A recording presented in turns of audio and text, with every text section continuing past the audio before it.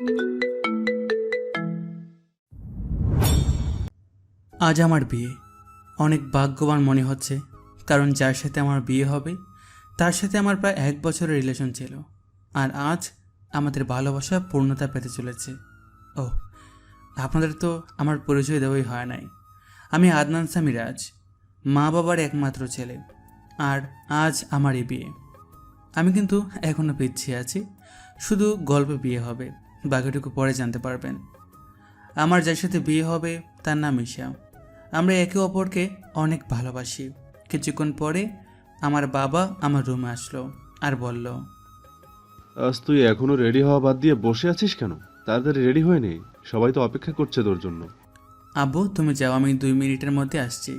তারপর আব্বু চলে গেল আর আমি রেডি হওয়ার জন্য ওয়াশরুমে গেলাম। কিছুক্ষণ পর রেডি হয়ে নিচে নামলাম। তখন আমার আম্মু আমার কাছে এসে বলল, বাহ, আমার ছেলেকে তো অনেক হ্যান্ডসাম লাগছে। থ্যাংক ইউ আম্মু। হয়েছে, এখন যাও, সবাই গাড়িতে অপেক্ষা করছে। আম্মু এখন আসি। আম্মুর কাছ থেকে বিদায় নিয়ে আমি গাড়িতে গিয়ে বসলাম, আর তখন আমার বন্ধুরা আমাকে নানানভাবে জ্বালাতে লাগলো। কিছুক্ষণ পরে আমি আমার শ্বশুর বাড়িতে এসে পৌঁছালাম। শ্বশুরবাড়ির সবাই আমাকে অনেক আদরেই বরণ করে নিল। আমিও আমার বন্ধুরা সবাই বসে আছি। তখন আমার আব্বু আমার কাছে এসে বলল, রাজ, একটু এদিকে আয়, তোর সাথে আমার কিছু কথা আছে। জি আব্বু বলো। ঈশা অন্য ছেলের সাথে পালিয়েছে। এই কথা শোনার পর মনে হলো যেন কেউ সজোরে আমার বুকে আঘাত করলো। তাও আমি নিজেকে সামনে নিয়ে বললাম, কি বলছো এগুলা? ঈশা আমার সাথে এমন করতে পারে না। আমারও প্রথমে তাই মনে হয়েছিল, তারপর এটা দেখার পর বিশ্বাস করতে বাধ্য হলাম। আমার দিকে একটা চিঠি এগিয়ে দিয়ে বলল। আমি বাবার হাত থেকে চিঠিটা নিয়ে পড়তে শুরু করলাম। সেখানে লেখা ছিল, প্রিয় রাজ, পারলে আমাকে ক্ষমা করে দিও। তোমার সাথে রিলেশন চলাকালীন আমি আরেকজনকে ভালোবেসে ফেলি, আর সে বাংলাদেশের সবচেয়ে বড় কোম্পানি এনআর কোম্পানিতে ম্যানেজার, আর তুমি শুধু একজন সাধারণ কর্মচারী। তাই আমি অনেক ভেবে এই সিদ্ধান্ত নিয়েছি যে আমি তোমার সাথে না, মেহেদি যার সাথে পালিয়েছি তার সাথে বিয়ে করব। তাই আমাকে মাফ করে দিও। ইতি, ঈশা। আমি ঈশার চিঠিটা পড়ে হাসলাম আর ভাবতে থাকলাম, যে মানুষ টাকার জন্য কত কিছুই না করতে পারে। ঠিক তখনই ঈশার বাবা এসে আমার বাবাকে বলল, দেখুন, আমার মেয়ে যা করেছে তার জন্য আমরা অনেক লজ্জিত। তাই বলছিলাম, যদি আমার ছোট মেয়ে নিশিকে আপনার ছেলের সাথে বিয়ে দিতেন। আমার ছেলেকে কি আপনার খেলনা মনে হয় যে যার তার সাথে ওর বিয়ে দেব? তখন আমি আমার বাবাকে বললাম যে আমি এই বিয়েতে রাজি, তাই যত তাড়াতাড়ি সম্ভব বিয়ের ব্যবস্থা করতে। এর কিছুক্ষণ পরেই আমাদের বিয়ে হয়ে যায়, আর আমরা নতুন বউ নিয়ে বাসায় চলে আসি। বাসায় আসার পর আমি সোজা ছাদে চলে যাই আর ভাবতে থাকি, আমার জীবনটা কেমন করে হঠাৎ করে বদলে গেল। কি হওয়ার ছিল আর কি হলো। না, এরকম করে চলা যাবে না। কিছুক্ষণ পরে দেখি আমার বাবা আমার পাশে দাঁড়িয়ে আছে আর আমাকে উদ্দেশ্য করে বলল, দেখ রাজ, যা হওয়ার তা তো হয়েই গিয়েছে, এখন আর কিছু করার নেই। তাই বলছিলাম তুই এখন ঘরে যা।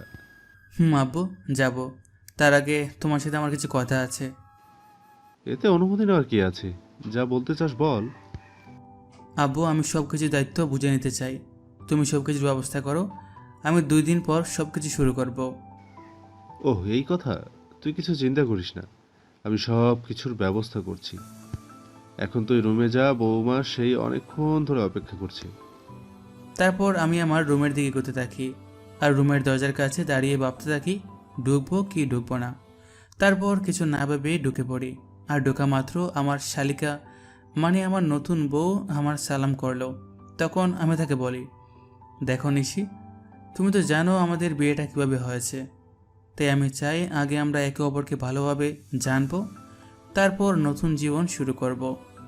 উত্তরে নিশি শুধু মাথা নাড়ালো। তাই বেশি কিছু না বলে নিশি বিছানায় আর আমি সোফায় শুয়ে পড়ি আর হারিয়ে যাই ঘুমের রাজ্যে।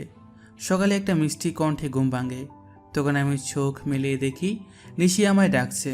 আমি ওর দিকে তাকিয়ে নিজের চোখ সরাতে পারছি না, কারণ নিশি মাত্র শাওয়ার নিয়ে বের হলো আর ভেজা চুলে নিশিকে অসাধারণ লাগছে। তখন আবার নিশির কথায় বাস্তবে ফিরি। তাই আমি নিশিকে জিজ্ঞেস করলাম, কি হয়েছে, তো ডাকছো কেন? নিচে সবাই নাস্তা করার জন্য ডাকছে আপনাকে, আর আমাকে তাই। ও, তুমি একটু ওয়েট করো, আমি ফ্রেশ হয়ে আসছি। তারপর আমি ফ্রেশ হওয়ার জন্য ওয়াশরুমে যাই। আর যখন বের হই তখন নিশিকে দেখে ক্রাশ খাই, কারণ আমি বের হয়ে দেখি নিশি একটা নীল শাড়ি পরে আছে, তার সাথে হালকা সাজ। এমনিতেই আমার নীল কালার অনেক প্রিয়। আমি ভালো করে লক্ষ্য করে দেখলাম যে নিশি ভালোভাবে শাড়ি পরতে পারে নাই, কোনো রকম শুধু পেঁচিয়ে রেখেছে। এটা দেখে আমি জোরে হেসে দিলাম। আর তখন নিশি আমার কাছে এসে বলল, এ কি, আপনি পাগলের মতো হাসছেন কেন? কি আমি পাগল? নয়তো কি, পাগল না হলে কেউ এমন করে হাসে? হুম হুম। তোমার শাড়ি পরা দেখলে যে কেউ পাগল হয়ে যাবে। দেখুন, একদম হাসবেন না। আমি শাড়ি পরতে পারি না, তাই বলে এভাবে হাসতে হবে? ঠিক আছে, আর হাসবো না। তার আগে তুমি আমার কাছে আসো, তোমায় ভালো করে শাড়ি পরিয়ে দিই। আপনি শাড়ি পরাতে পারেন?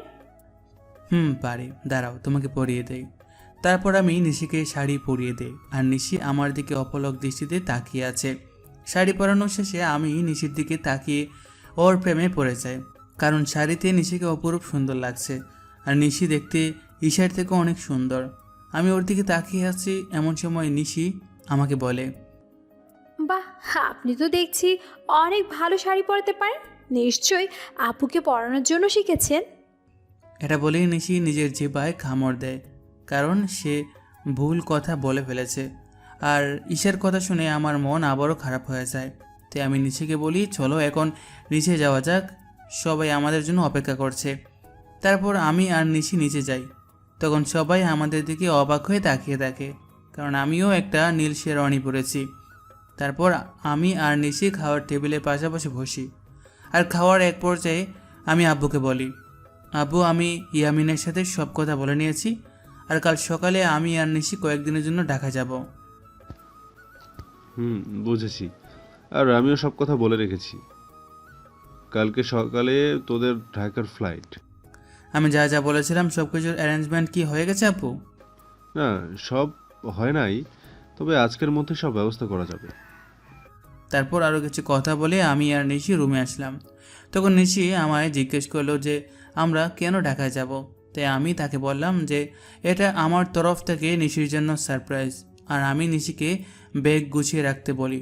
নিশি আমার কথা মতো নিজের ব্যাগ গুছিয়ে রাখে।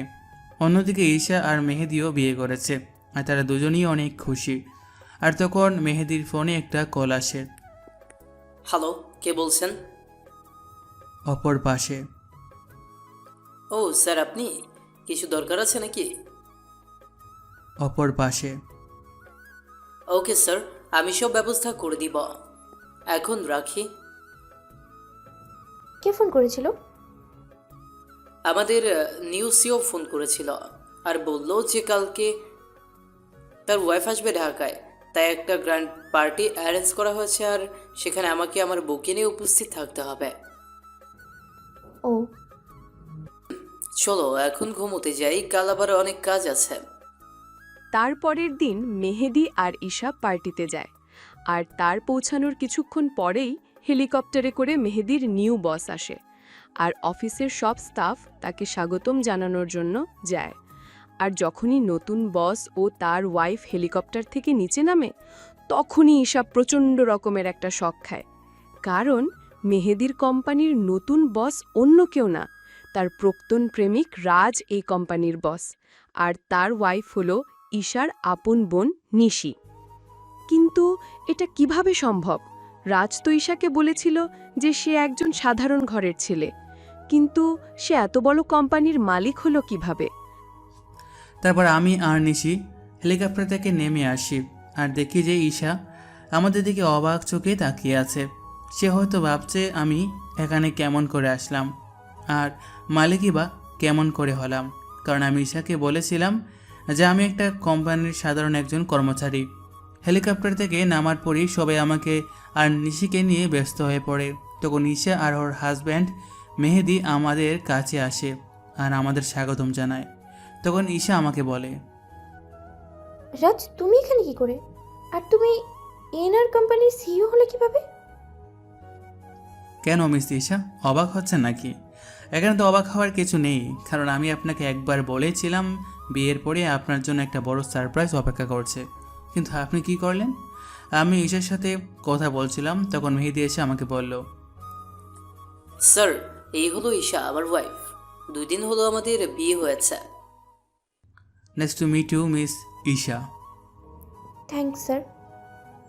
তা মেহেদি সাহেব, আমি যা যা বলেছিলাম সব কিছুর অ্যারেঞ্জমেন্ট কি হয়েছে? জি স্যার, সব কিছু অ্যারেঞ্জমেন্ট করা হয়েছে। আপনি কি আগে একটু রেস্ট নেবেন নাকি?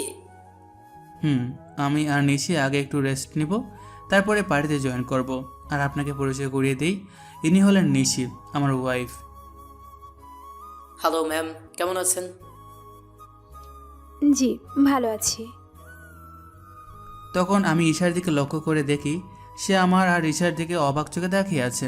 তাই আমি মনে মনে বলি, এখনও তো কিছুই দেখনি, দেখতে তাকো কি হয়। তখন মেহেদি আমাকে আর নিশিকে একটা রুমে নিয়ে যায় আর বলে এখানে কিছুক্ষণ রেস্ট নিতে। এ বলে মেহেদি সাহেব সেখান থেকে চলে যায়। তখন নিশি আমার কাছে এসে বলে, এগুলো কি হচ্ছে আমাকে কি প্লিজ বলবেন? মানে কিসের কথা বলছো তুমি? বুঝতে পারছেন না আমি কিসের কথা বলছি? কই না তো। বুঝতে পারছেন না নাকি বুঝতে চাইছেন না? আরে তুমি বুঝায় না বললে কেমন করে বুঝবো? এগুলো কি? আমি তো শুনেছিলাম আপনি একটা কোম্পানির একজন সাধারণ কর্মকর্তা। শুধু আমি না, আমার পুরো পরিবার জানতো যে আপনি একটা কোম্পানিতে কাজ করেন। তাহলে হুট করে এত বড় কোম্পানির সিইও কেমন করে হলেন? হুট করে আমি এই কোম্পানির সিইও হই নাই। এই কোম্পানির অনার হলো আমার বাবা, বুঝেছেন? আর সেই হিসাবে আমি এই কোম্পানির সিইও। আর কেন আমি আমার আসল পরিচয় গোপন করেছি সেটা না হয় তোমাকে পরে বলবো। সেটা না হয় বুঝলাম, কিন্তু আপনি কেন আপনার আসল পরিচয় গোপন করলেন সেটা আগে বলুন। বললাম তো আমি তোমাকে সব বলবো, তার আগে তুমি কান্না বন্ধ করো। নিশিকে নিজের বুকের মাঝে জড়িয়ে নিয়ে, কেন জানি নিশির কান্নাটা আমার সহ্য হলো না। তারপর নিশিও আমায় জড়িয়ে ধরে কান্না করতে থাকলো। এভাবে কিছুক্ষণ নিশি কান্না করলো। তারপর যখন সে বুঝতে পারলো যে সে আমায় জড়িয়ে ধরে আছে, তখন হঠাৎ করে আমায় ছেড়ে দিয়ে বলল, আই এম সরি, আসলে আমি বুঝতে পারি নাই, তাই এমনটা করেছি। আসলে আমি একটু ইমোশনাল হয়ে পড়েছিলাম তো তাই। ইটস ওকে নিশি, তুমি গিয়ে ফ্রেশ হয়ে নাও, আমাদের আবার নিচে পাড়ে যেতে হবে। তারপর নিশি ওয়াশরুমে ফ্রেশ হতে চলে যায়। কিছুক্ষণ পরে নিশি বাইর হয়। তখন আমি ফ্রেশ হওয়ার জন্য ওয়াশরুমে প্রবেশ করি। আর বের হওয়া মাত্র নিশিকে দেখে ঠাসকি খাই, কারণ নিশিকে নীল শাড়িতে একদম অপসরের মতো লাগছে, সাথে হালকা মেকআপ, যা দেখে যে কেউ নিশির প্রেমে পড়তে পারত। আমাকে কীভাবে তাকিয়ে থাকতে দেখে নিশি আমার চোখের সামনে থুড়ি বাজিয়ে জিজ্ঞাসা করে, আই যে মিস্টার, এভাবে তাকিয়ে কি দেখছেন? একটা ডানা কাটা পড়ি, নিজের অজান্তে বলে ফেলি। আর আমার কথায় নিশি বেশ লজ্জা পায়, যা ওর চেহারা দেখেই বোঝা যাচ্ছে, কারণ নিশির চেহারা একদম লজ্জায় লাল হয়ে গেছে। তখন আমি বলি, তাকে আর লজ্জা পেতে হবে না, এখন তাড়াতাড়ি রেডি হয়ে নাও তো। তখন নিশি আবার রেডি হতে থাকে। আর নিশি যখন লিপস্টিক তার টুড়ি দিতে যাবে, তখনই আমি তাকে আটকিয়ে বলি যে তোমাকে এমনি অনেক ভালো লাগছে, এইসব লিপস্টিক আর কোনোদিনও দিবা না, ওকে? নিশিও বাধ্য মেয়ের মতো মাথা নাড়ল। কিছুক্ষণ পর নিশি আমাকে জিজ্ঞাসা করে যে তাকে কেমন লাগছে। আর আমি তো নিশিকে দেখি ওর প্রায় প্রেমেই পড়ে যাই, কারণ নিশিকে হালকা সাজে একদম পরীর মতো লাগছে। তাই আমি ওর কাছে গিয়ে বলি, সব ঠিক আছে, শুধু একটা জিনিস ছাড়া। ও, আরে শুনবে তো কি জিনিস? না বললে শুনবো কেমন করে? তোমার গলায় কাজল, একটা কাজল দাও। তোমাকে কেউ যদি এভাবে দেখে তাহলে সবার নজর লেগে যাবে, তাই না? নিশি কিছু বলছে না, কারণ সে অনেক লজ্জা পেয়েছে।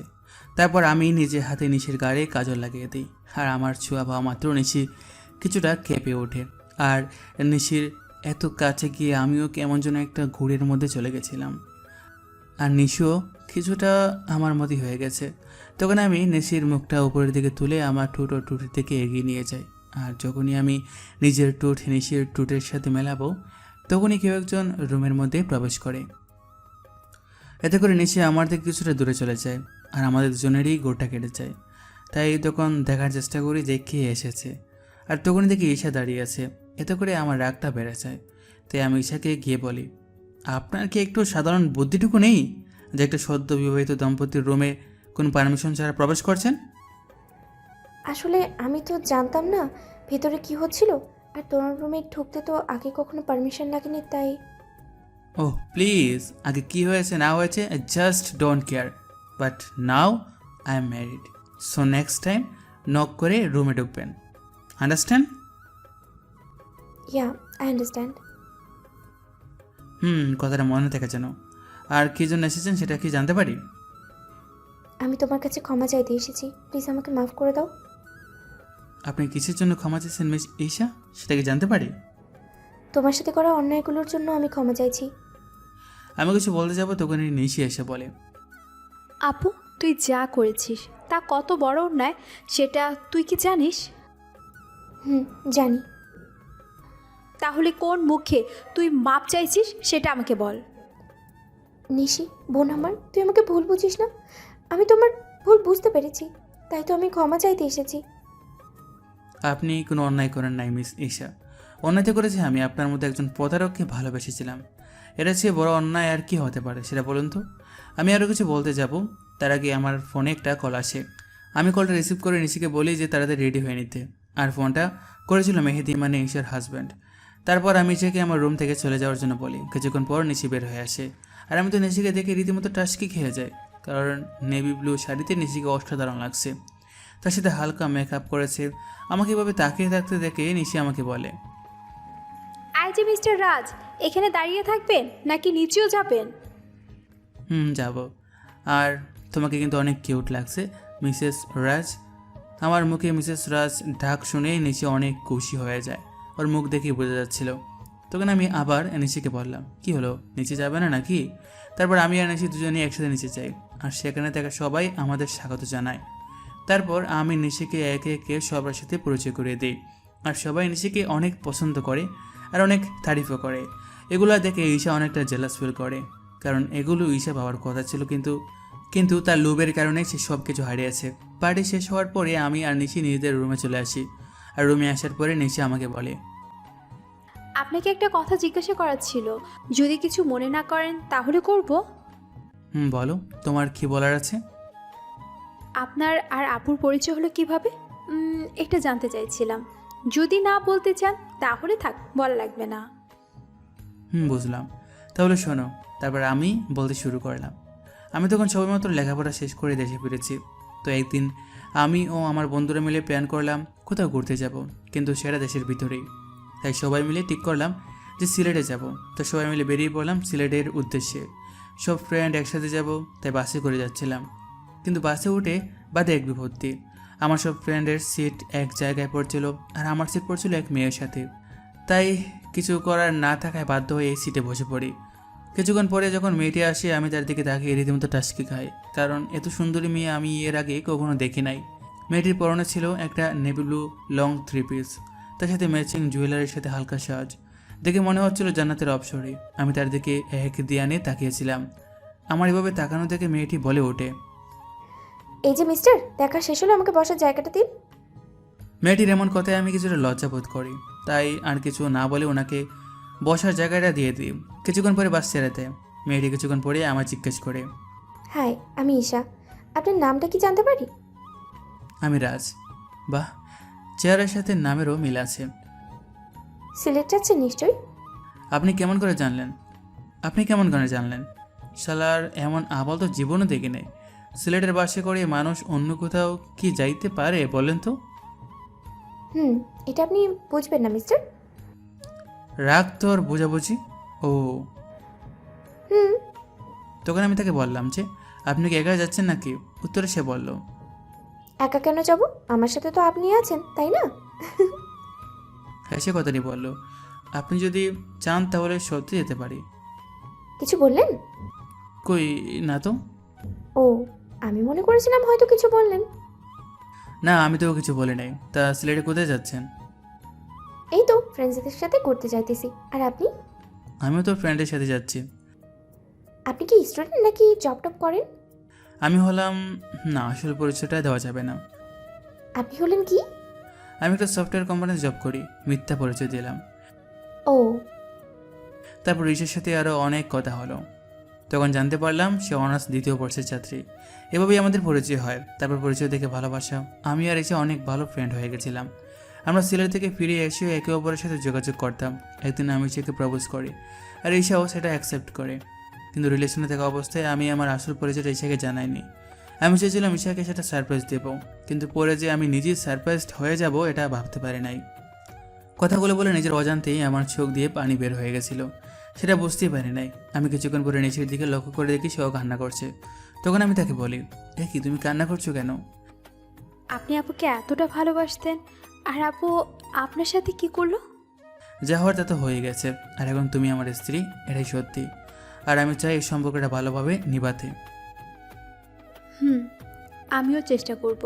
তার আগে বলেন, আপনি আর কখনো আপুর কথা মনে করবেন না? আমাকে জড়িয়ে ধরে বলল, কথা দিলাম।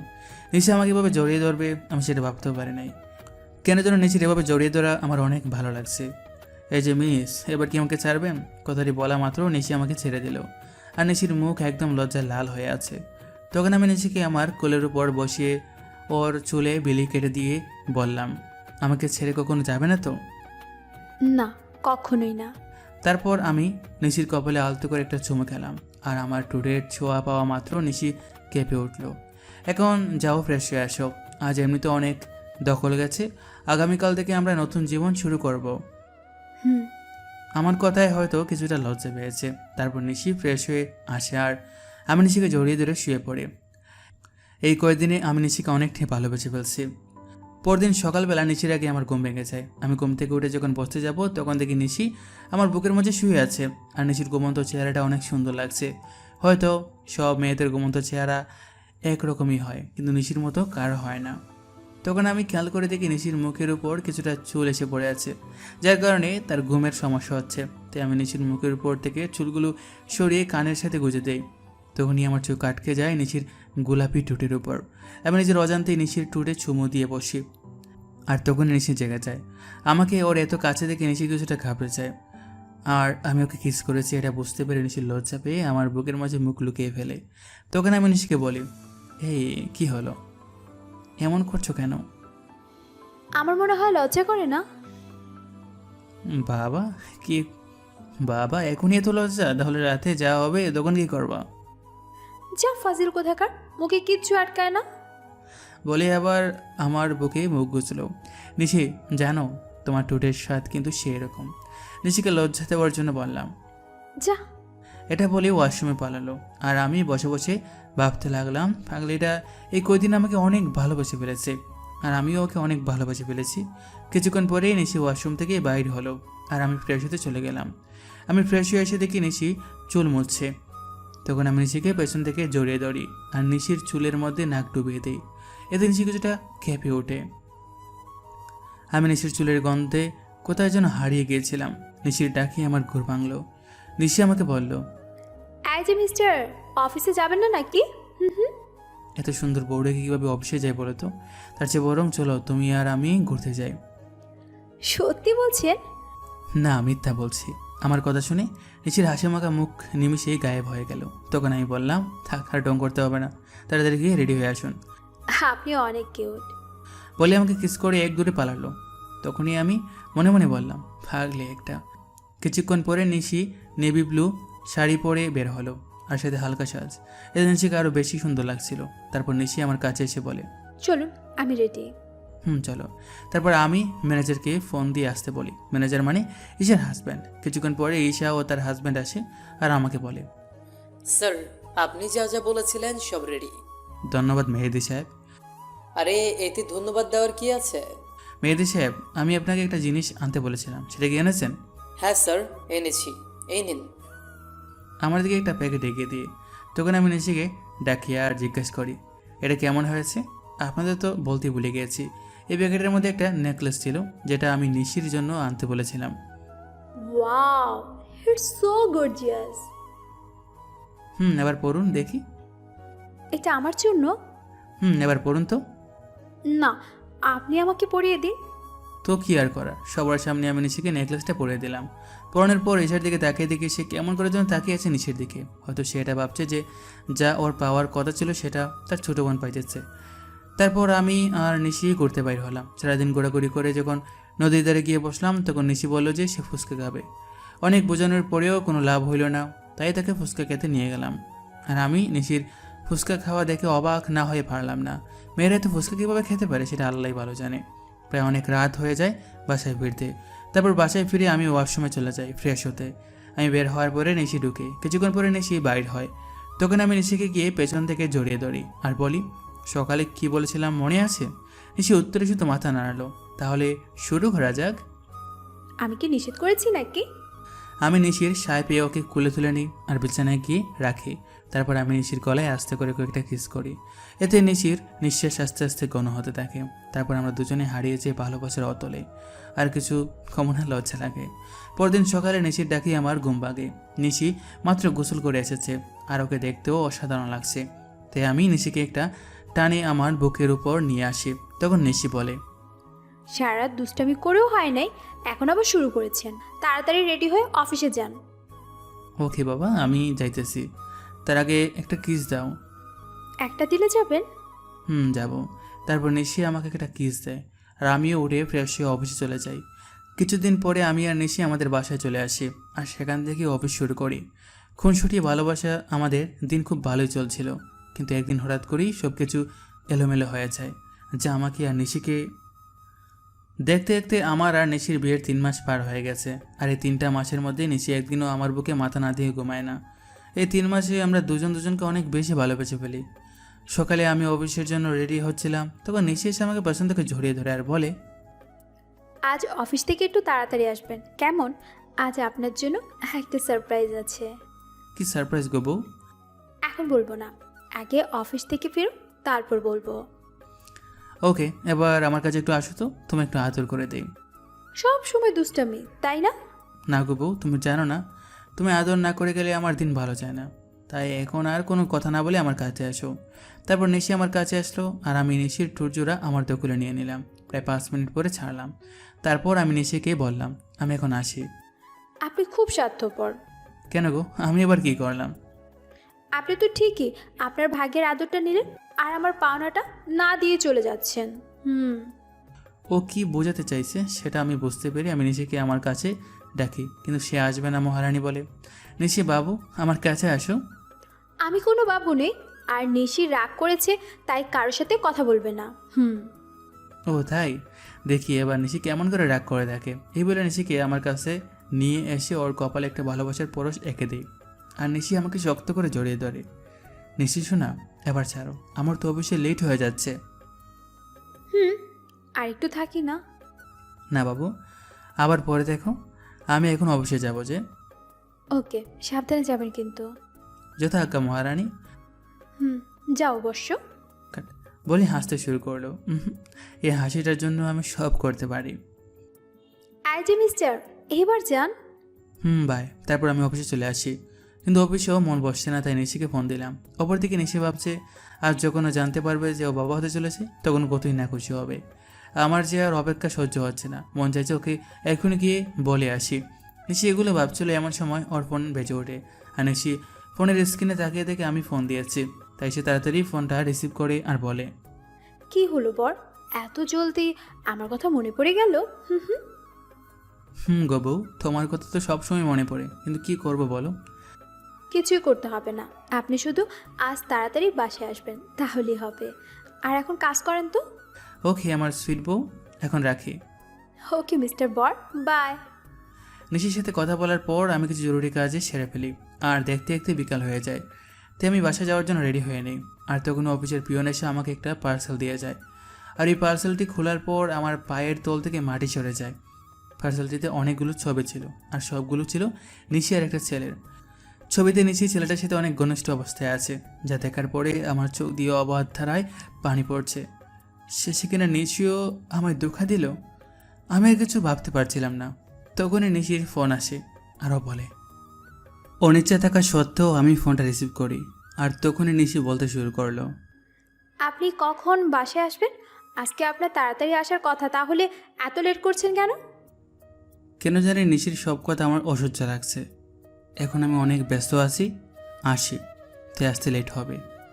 কিন্তু আপনি তো আমায় প্রমিস করেছিলেন যে আজ তাড়াতাড়ি বাসায় ফিরবেন। তুমি এত বেশি কথা বলছো কেন? বললাম না আমি ব্যস্ত আছি, তারপরও একই কথা বারবার বলে যাচ্ছ। অনেক রেগে আর জোরে কথাটা বললাম। এতে নিচে অনেকটা ভয় পায়। অপর পাশ থেকে ফুপিয়ে কান্নার আওয়াজ আসছে। অন্য সময় হলে হয়তো আমি ওকে সান্ত্বনা দিতাম, কিন্তু এখন ওর কথা ভাবতেও আমার অসহ্য লাগছে। আচ্ছা ঠিক, কিন্তু আরও কিছু বলতে যাবে তার আগে আমি ফোনটা কেটে দিই। ফোন রেখে আমি চেয়ারে বসে পড়ি, আর তখনই আমার চোখ যায় ছবিগুলোর দিকে, কারণ ছবির অপর পাশে একটা নম্বর লেখা ছিল। তাই আমি ওই নম্বরে ফোন দিই, আর ফোনটা রিসিভ করে একজন ছেলে। সে ফোনটি ধরতেই বলতে শুরু করলো, আরে মিস্টার রাজ, এত তাড়াতাড়ি ফোন করলেন যে? কে আপনি, আর আমাকে কেমন করে চিনলেন? আমি কি সেটা না হয় দেখা করি আপনাকে বলবো? আমি কোনো অচেনা লোকের সাথে দেখা করি না। আমি সেটা জানি মিস্টার রাজ, তাই তো বলছিলাম যদি ছবিগুলোর ব্যাপারে জানতে চান তাহলে আমার সাথে দেখা করুন। আমি কি করব বুঝতে পারছি না। আমাকে তো জানতেই হবে এই ছবির ছেলেটা কে, আর নিশির সাথেই বা তার কী সম্পর্ক। তাই আমি সেই লোকটির সাথে দেখা করার জন্য রাজি হয়ে যাই, আর সেই লোকটি আমাকে একটা ঠিকানা দেয়। তাই আমি দেরি না করে বেরিয়ে পড়ি, আর কিছুক্ষণ পর সেখানে পৌঁছে যাই। সেখানে পৌঁছা মাত্রই আমি লোকটিকে ফোন দিই, কিন্তু লোকটি ফোন ধরছে না। আমি বেশ কয়েকবার ফোন দিই, কিন্তু প্রতিবারই ব্যর্থ হই। আমি প্রায় ঘন্টাখানেক ধরে অপেক্ষা করছিলাম। তখন কেউ একজন বলে উঠল, অপেক্ষা করার জন্য ধন্যবাদ। আমি পেছনে তাকিয়ে দেখি লোকটি আর কেউ নয়, নিশির সাথে যার ছবি দেখছিলাম এটি সেই লোক। তবুও আমি মাথা ঠান্ডা রাখার চেষ্টা করে বলি, আমাকে এখানে ডাকার কারণ কি, আর আপনিই বা কে? আমি সাজিদ রহমান। আমি আর নিশি একে অপরকে অনেক ভালোবাসি, সেটা বলার জন্য আপনাকে ডেকেছি। লোকটির কথা শুনে আমার মাথা গরম হয়ে গেল, তাই আমি রাগের মাথায় লোকটিকে মারতে শুরু করলাম। এক সময় আমি একাই থেমে যাই, আর তাকে বলি, আপনি যেটা বলছেন সেটা সত্যি? এটা আমি কীভাবে বিলিভ করব? সেজন্য তো আমি আপনাকে ছবিগুলো পাঠিয়েছি, আর এখন বিলিভ করা না করা সেটা আপনার ব্যাপার। আমি কি বলবো কিছু ভেবে পাচ্ছিলাম না, কারণ ছবিতে নিশি আর সাজিদকেই দেখা যাচ্ছে। তাই আর কথা না বাড়িয়ে লোকটিকে বললাম, নিশি যদি আপনাকে ভালোবাসে তাহলে সে আমাকে কেন বিয়ে করলো? বিয়েটা কিভাবে হচ্ছে সেটা আপনি নিশ্চয়ই জানেন রাজ। তাহলে নিশি কেন 3 মাস আমার সাথে থাকলো? সেটার কারণ আছে, আর কারণটা হলো আপনার সম্পত্তি। আর আপনারা যেদিন ঢাকায় যান সেদিন আমার আর নিশির পালানোর কথা ছিল, কিন্তু যখন আমরা জানতে পারলাম যে আপনি একজন স্বনামধন্য ব্যবসায়ী, তখন আমি আর নিশি আপনার সম্পত্তি হাতিয়ে নেওয়ার প্ল্যান বানাই। লোকটির কথা শুনে আমার কষ্টের মাথাটা আরও বেড়ে গেল, কারণ প্রথমে টাকার জন্য ঈশা আমার সাথে বেইমানি করলো, আর এখন আমি যাকে সবচেয়ে বেশি ভালোবাসি সেও আমার সাথে। না, আর কিছু ভাবতে পারছি না। তাই আমি হোটেল থেকে বের হয়ে আসি, আর আমার উকিলকে ফোন দিয়ে ডিভোর্স পেপার তৈরি করতে বলি, তাও মাত্র 1 ঘন্টার মধ্যে। উকিলের কাছ থেকে ফিরতে ফিরতে প্রায় রাত 1টা বেজে যায়। তাই আমি বাসার কাউকে বিরক্ত না করে আমার কাছে যে চাবি ছিল সেটা দিয়ে দরজা খুলে ভিতরে যাই, আর ভিতরে গিয়ে দেখি নিশি বসে বসে ফুপিয়ে ফুপিয়ে কান্না করছে। যেখানে আমার কষ্ট হওয়ার কথা সেখানে আমার প্রচুর রাগ হচ্ছে। তখন আমি নিশির কাছে গিয়ে বলি, বাহ, অভিনয় তো খুব ভালোই করতে জানো দেখছি। আমার এরকম আচমকা কথা শুনে নিশি কিছুটা ভয় পেয়ে যায়। পরে সে নিজেকে সামনে নিয়ে বলে, মানে আপনি কি বলতে চাইছেন?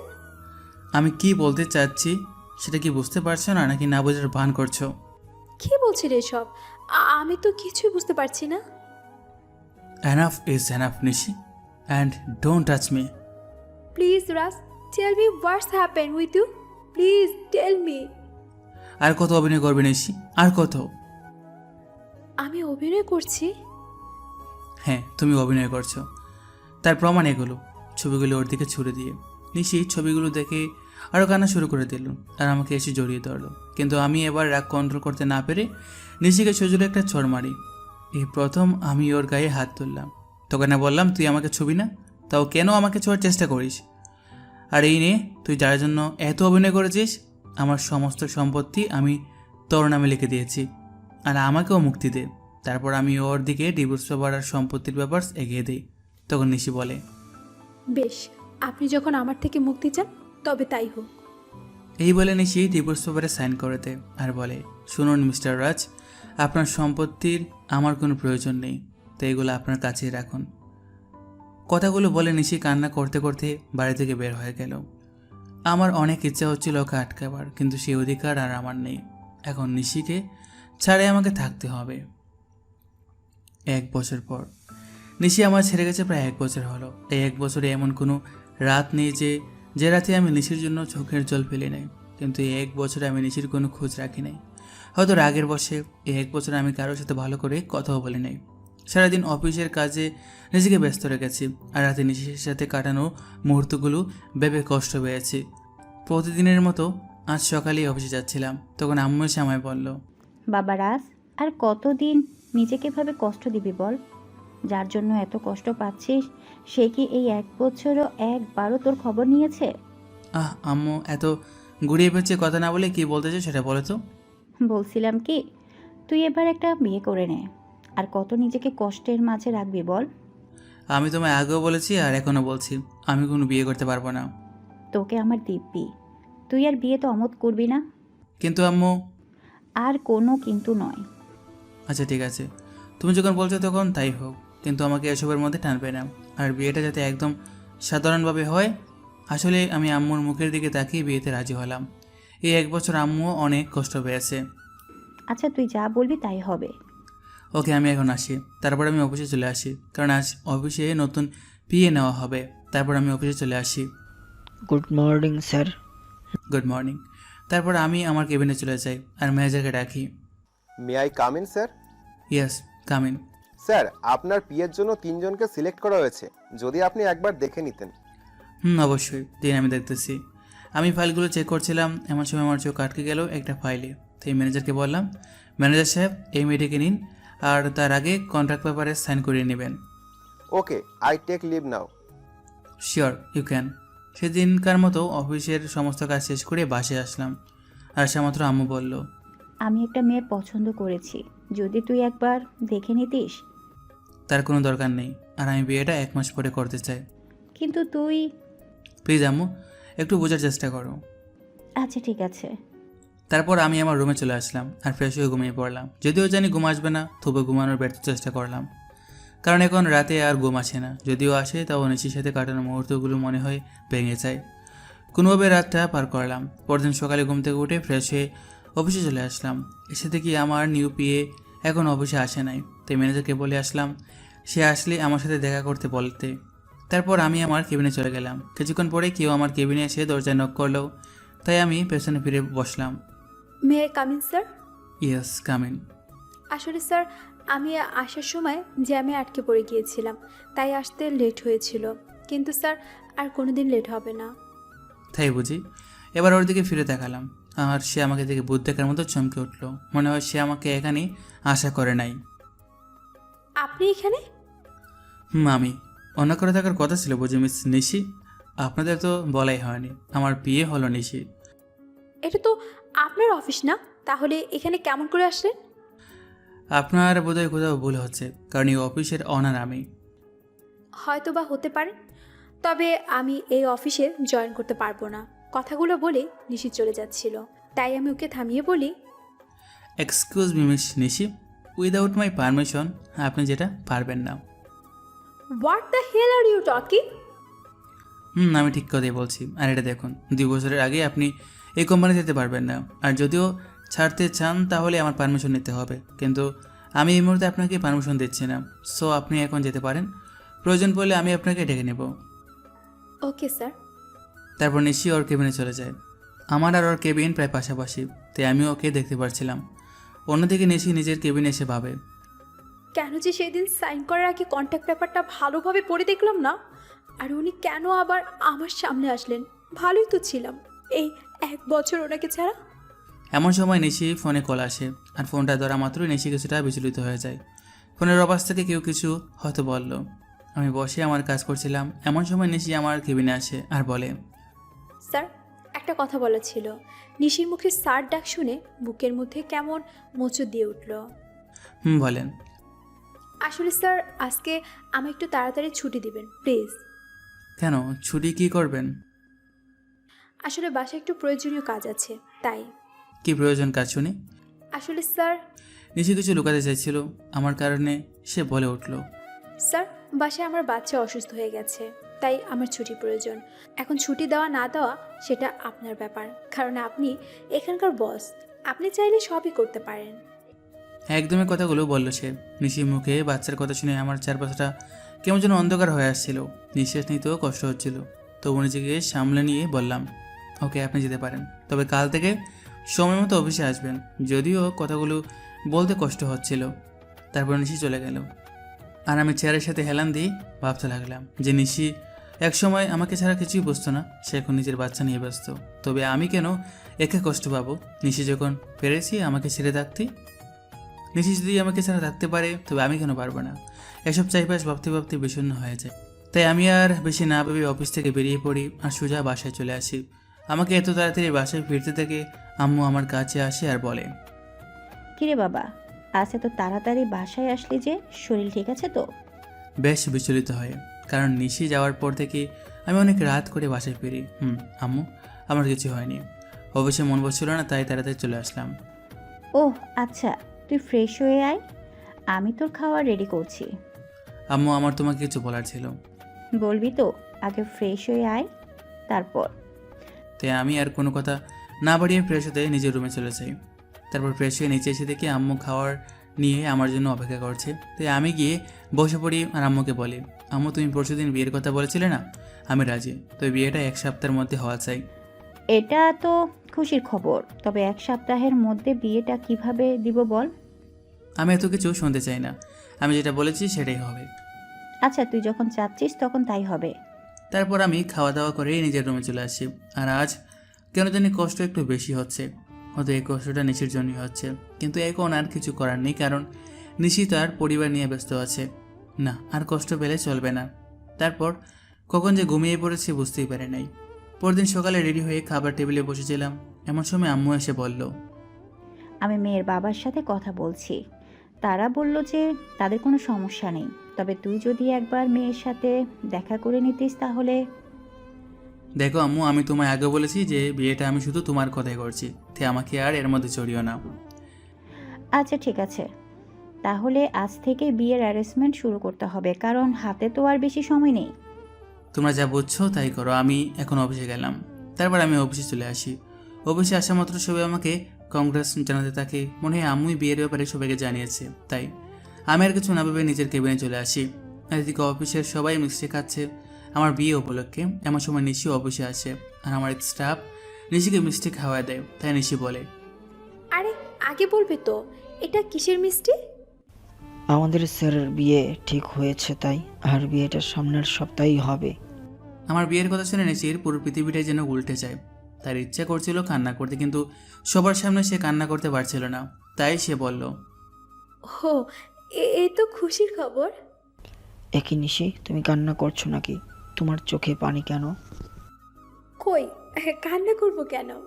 আসলে চোখে কি যেন পড়েছে। চোখ মুছতে মুছতে কথাটি বলল নিশি। নিশি ওয়াশরুমে যাওয়ার বাহানায় সেখান থেকে চলে আসে আর ওয়াশরুমে গিয়ে কান্না শুরু করে আর বলতে থাকে, কি এমন অন্যায় করেছিলাম যার জন্য আমি আর আমার ছেলে এত শাস্তি পাচ্ছি? এখন তো আমার ছেলের বাবা থাকতেও অনাথ। এমন সময় নিশির ফোন বেজে ওঠে আর সে ফোনের দিকে তাকিয়ে দেখে বুয়া ফোন করেছে। তখন নিশি তার চোখের পানি মুছে দিয়ে ফোনটা পিক করে তখন বুয়াকে বলতে শুরু করে, ম্যাডাম, মেহমেদ বাবুর তো জ্বর আরও বেড়েছে, আমি কি করব কিছুই বুঝতে পারছি না। মেহমেদ রাজ ও নিশির ভালোবাসার অংশ, যা রাজ জানে না। সে মনে করে নিশি অন্য কাউকে বিয়ে করেছে। তুমি বাবুকে একটু ঘুম পাড়ানোর চেষ্টা করো, আমি কিছুক্ষণ পরে আসছি। নিশি তার বুয়ার সাথে কথা বলছিল। এমন সময় আমি নিশিকে ডেকে পাঠাই। তখন নিশি এসে বলে, মে come in sir? Yes come in. Sir, আমাকে ডেকেছিলেন? তুই মনে হয় স্টাফদের কাছ থেকে শুনেছো, তবু তোমায় বলছি, নেক্সট উইক আমার বিয়ে। স্যার, শুনেছি।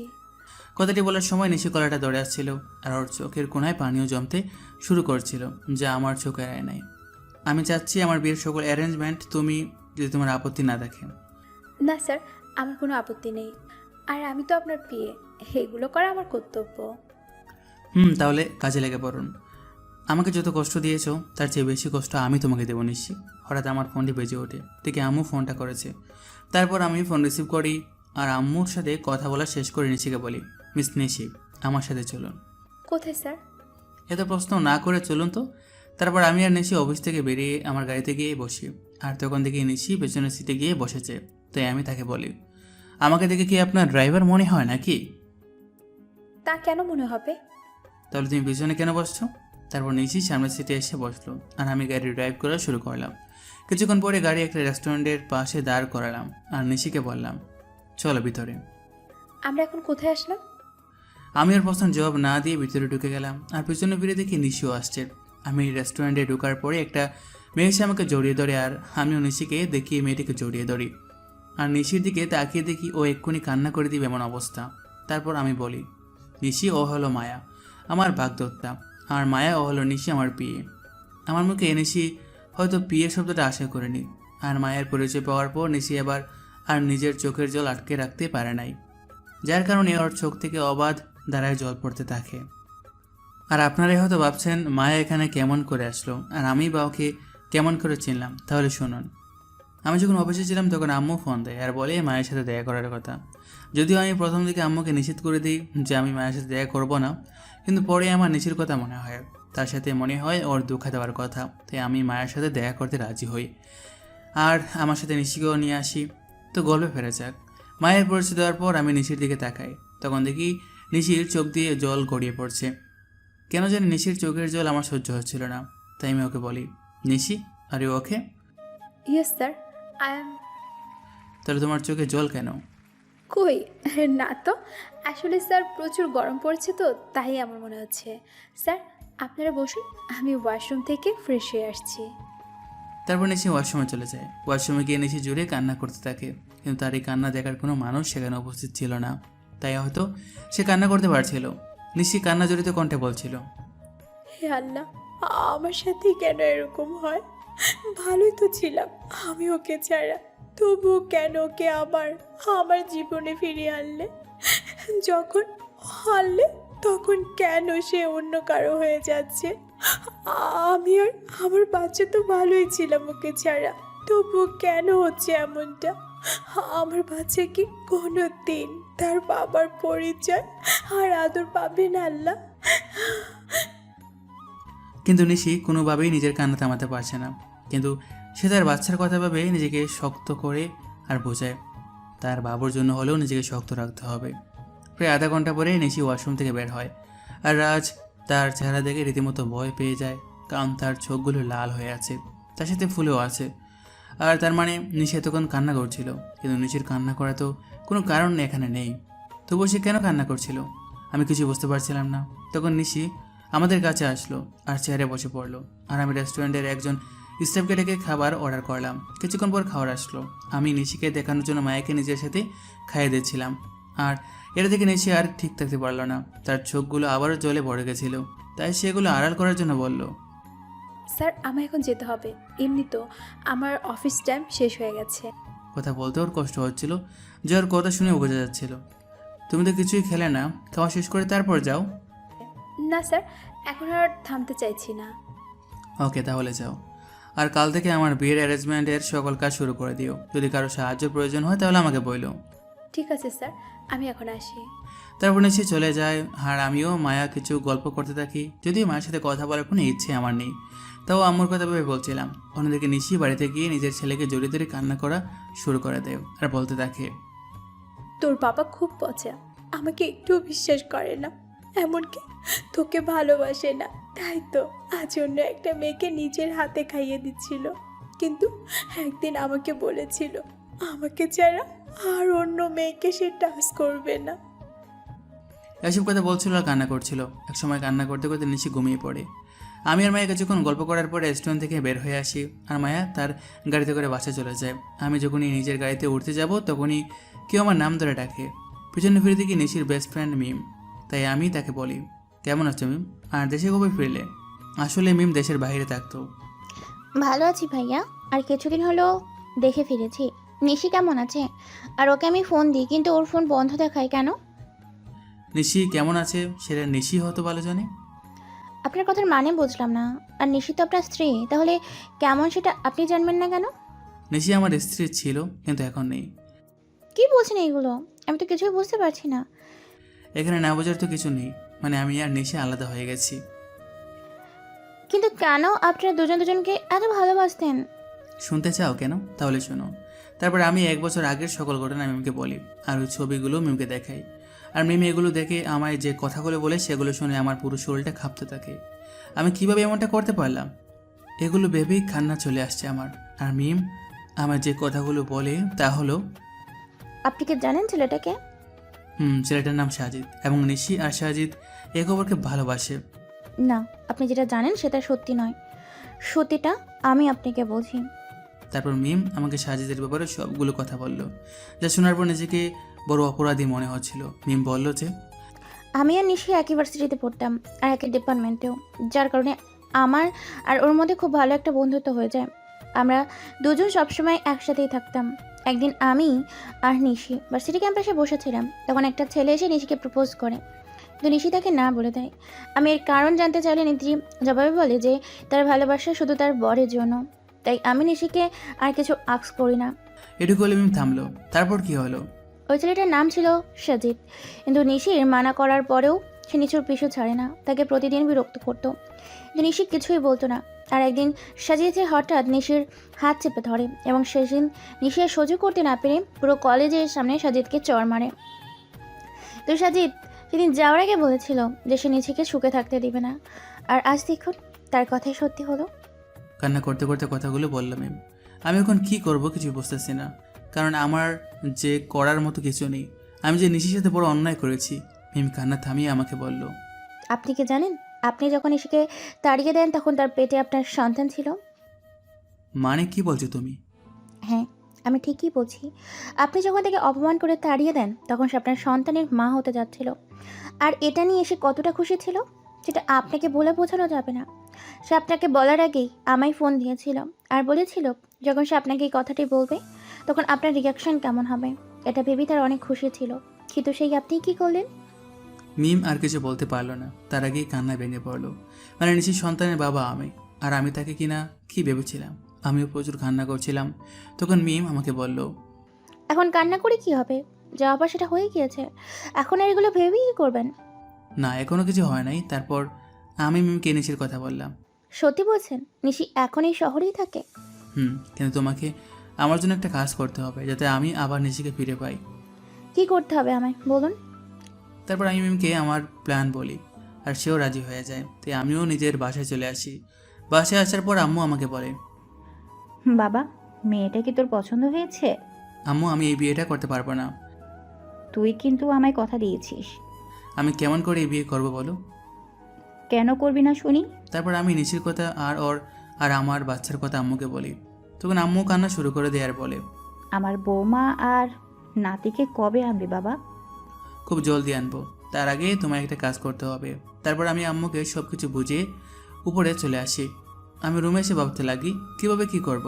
নিশিকে আমায় ক্ষমা করবে নাকি করবে না। রুমে এসে নানান চিন্তা আমার মাথায় ঘুরপাক খায়, বিশেষ করে নিশির কথা। সে কি আমায় ক্ষমা করবে নাকি করবে না। তখন আমার সাজিদের কথা মাথায় আসে।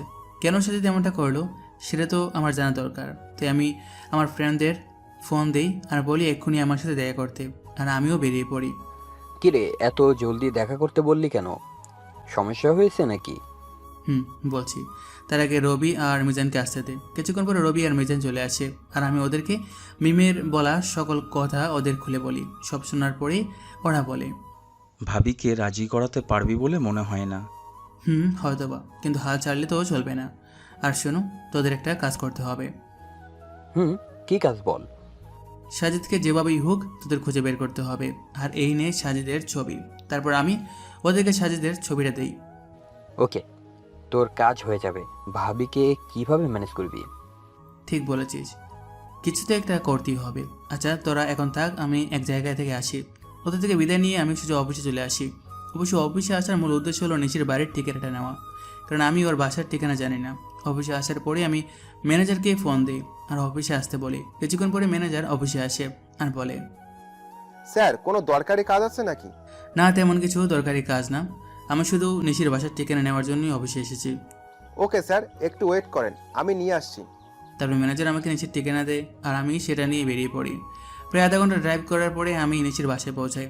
দেন আমি ওর বাসার কলিং বেল চাপ দিই। কিছুক্ষণ পরে নিশি এসে দরজা খুলে দেয়, আর আমি নিশিকে দেখি হেসে ফেলি, কারণ সে সারা গায়ে ময়দা মেখে আছে। তখন নিশি বলে, ওই আপনি পাগলের মতো হাসছেন কেন? আর এখানে বা কি করছেন? বাড়ি নিজের বউয়ের বাসায় আসতে আবার কারো পারমিশন লাগে নাকি? মানে কে আপনার বউ? আর এসব কি বলছেন? আমার সামনে যে দাঁড়িয়ে আছে সে আমার বউ, বুঝছেন? আর দেখি সাইড দেন, আমি ভিতরে ঢুকবো। হাই সে, আমি কারো বউ, আর 1 বছর আগে আমার ডিভোর্স হয়ে গেছে। কথা বলার সময় ওর গলাটা ভারী হয়ে আসছে। তো কি হয়েছে, আমি আবার বিয়ে করব? কথা বলতে বলতে বাড়ির ভিতরে ঢুকে যাই, আর তখনই দেখি একটা ফুটফুটে বাবু শুয়ে আছে। হয়তো এটাই আমার বাবু হবে। ওকে দেখার সাথে সাথেই আমার চোখ দিয়ে পানি বেরিয়ে আসে। কি বলছেন কি আপনি? আমি এর কথার জবাব না দিয়ে বাচ্চার দিকে এগোতে থাকি, আর যখনই আমি বাচ্চাটিকে স্পর্শ করতে যাব তখনই নিশা আমাকে ধাক্কা দেয় আর বলে ওঠে, একদম আমার বাচ্চা ধরার চেষ্টা করবেন না, তাহলে কিন্তু আমার চেয়ে খারাপ আর কেউ হবে না। ও কি শুধু তোমারই বাচ্চা? ও শুধু আমার আর কারো না, তাই আপনি ওকে ছোঁয়ার চেষ্টাও করবেন না। প্লিজ নিশি, আমার বাচ্চাকে একটু খুলে নিতে দাও। আপনার বাচ্চা? হাসালেন মিস্টার রাজ। ও শুধু আমার বাবু, আর আমি ওর মা, এবং আমি ওর বাবা। প্লিজ নিশি। না, আমি ওকে কোনো অপরিচিত লোকের কাছে দিব না। তুমি কাকে অপরিচিত বলছো নিশি? তুমি জানো না আমি ওর কে হই? না, জানি না, আর জানতেও চাই না। তাই ভালোই ভালোই বলছি, এখান থেকে চলে যান, নয়তো আমার থেকে খারাপ আর কেউ হবে না। তুই মানো আর না মানো, আমি ওর বাবা, আর এটাই সত্যি। বাবা, তাই না? এই বাবার অর্থটা মানে আপনি জানেন, যে নিজের স্ত্রীকে বিলিভ করে না, অন্য লোকের কথা শুনে নিজের অন্তঃসত্ত্বা স্ত্রীকে বাড়ি থেকে বের করে দেয়, তার কোনো বাবা হওয়ার যোগ্যতা নেই। বুঝেছেন আপনি? নিশি, আমি মানছি আমি ভুল করছি, তাই বলে কি তুমি আমাকে আমার বাচ্চার থেকে আলাদা করে দেবে? আপনি আর একবারও ওকে নিজের বাচ্চা বলবেন না। এই 1 বছর আমি ওর বাবা আর মা দুটোই ছিলাম, আর ভবিষ্যতেও থাকতে পারবো। প্লিজ নিশি, আমাকে ক্ষমা করে দাও। এরকম ভুল আমি আর কোনোদিনও করবো না। এই বলে আমি ওকে নিজের বুকের মাঝে টেনে নিই। নিশি কিছুক্ষণ আমার বুকের মাঝে থেকে পরক করে নিজেকে ছাড়িয়ে নেয় আর বলে, হো, বুঝেছি আপনি কেন এখানে এসেছেন। আপনি আমার শরীরটা ভোগ করতে চান, তাই তো? এর আগেও একবার করেছিলেন, তাই না? ওকে, আমি নিজে আমার সব বেরিয়ে দিচ্ছি, তবুও আপনি আমার আর আমার সন্তানের মাঝে আসবেন না। বলে নিজের শাড়ির আঁচল নিচে ফেলে দিল আর বলল, নিন, শুরু করুন। আমি এবার নিজের রাগকে কন্ট্রোল করতে না পেরে নিচের গালে সজোরে একটা চড় মারি আর বলি, তুমি এমনটা ভাবলে কি করে নিশি? তুমি আজ পর্যন্ত এই চিনলে, ঠিক আছে, তুমি যখন বলছো তবে আমি তোমাদের জীবন থেকে অনেক দূরে চলে যাব। তার আগে প্লিজ একবার আমার ছেলেকে আমার খুলে দাও। নিশি কিছুক্ষণ কি জন্য একটা ভাবলো, তারপর বলল, শুধু একবার, তার বেশি না। তারপর আমি আমার ছেলেকে কুলে তুলে নিলাম, আর ওকে কুলে নেওয়ার পরে যেন মনে হলো পুরো পৃথিবীর সুখ আমার কুলের মাঝে আবদ্ধ হয়েছে। কিন্তু এটা বেশি সময় স্থায়ী হলো না। নিশি আমার কুল থেকে বাচ্চাটা কেড়ে নিয়ে বলল, এবার যান, আর কখনো এখানে আসবেন না। আমি কিছু বললাম না, শুধু বললাম নিজেরও বাবুর খেয়াল রাখো। তারপর সেখান থেকে চলে আসলাম। নিশির বাসা থেকে বের হয়ে রাস্তায় আসলাম আর ভাবতে লাগলাম, নিশি আমাকে এতটুকু বিশ্বাস করে না। কেমন করে ভাবতে পারলো যে আমি ওর শরীরকে, না, নিশির সামনে আমি আর কোনোদিনও যাব না।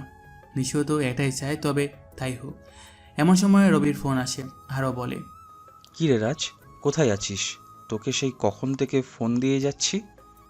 তুই আমার অফিসে এক্ষুনি আয়, আর সাথে করে একজন উকিলও নিয়ে আসিস। আমি না হয় আসবো, তবে উকিলকে কেন নিয়ে আসবে তা তো বলবি। এত কথা না বলে তোকে যা বলছি তাই কর, এই বলে আমি ফোন কেটে দিই আর নিজের অফিসে চলে আসি। কিছুক্ষণ পর রবি আর উকিল আসে। তখন আমি বলি, উকিল সাহেব, আমি একটা উইল করতে চাই। বলুন, কিসের উইল করবেন? আমি এই কোম্পানির অর্ধেক আমার ছেলে আর বাকি অর্ধেক আমার স্ত্রীর নামে করে দিতে চাই, আর সেটা আজ রাতের মধ্যেই। কি বলছিস? কি এইসব? তোর মাথা কি ঠিক আছে? আমি ঠিক বলছি, আর আমার মাথাও ঠিক আছে। যেহেতু আমার আব্বুর আলাদা কোম্পানি আছে, তাই কোনো প্রবলেম নেই।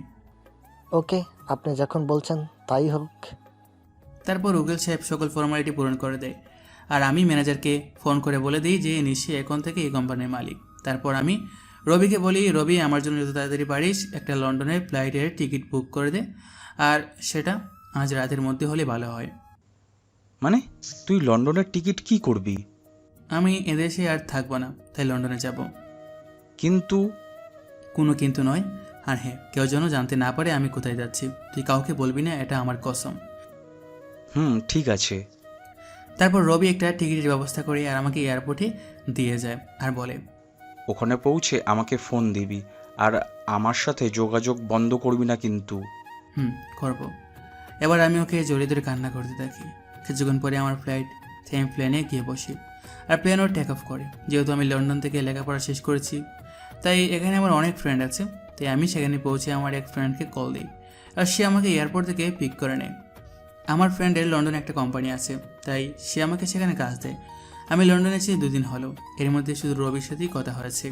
অন্যদিকে নিশি প্রায় 2 দিন হলো অফিসে যায় না, আর সে একদিন বিকেলে তার ছেলেকে নিয়ে বাইরে ঘুরতে বের হয়, আর তখনই তার মিমের সাথে দেখা হয়। আর মিম নিশিকে দেখা মাত্র জড়িয়ে ধরে আর কান্না করা শুরু করে দেয়।